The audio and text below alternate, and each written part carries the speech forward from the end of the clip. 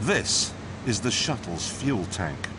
It may only be 130 miles to space, but to cover that distance, the engines will use 500,000 gallons of fuel, and that works out at 2 feet to the gallon. Despite the cost, however, NASA does need to test these engines once in a while. So they built this place in the wetlands of Mississippi.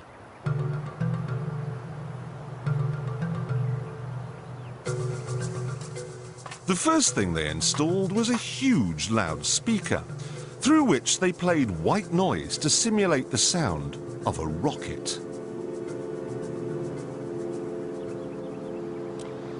They then sent a number of trucks in different directions out into the wilderness, and the drivers were ordered to stop when the noise levels became acceptable. This gave them an imaginary boundary line, and anyone living on the inside of it was offered a simple choice. Stay, and you'll never hear another television program as long as you live. Or take the NASA shilling and get out.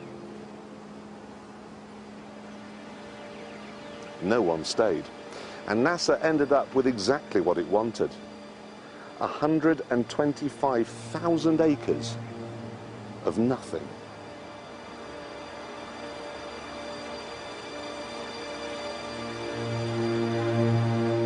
They even had to move 5 cemeteries, because the noise they were planning on making would wake the dead.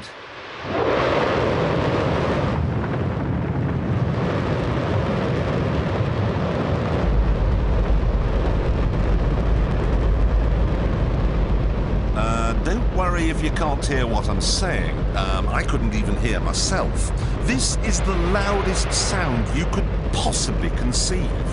And, as it turns out, the cleanest.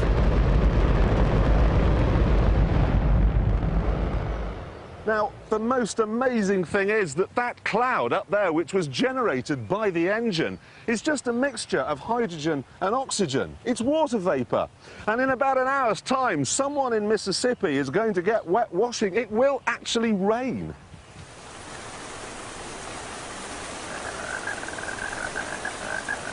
I told you!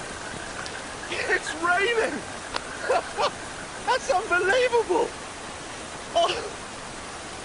NASA's playing God. It's making its own weather.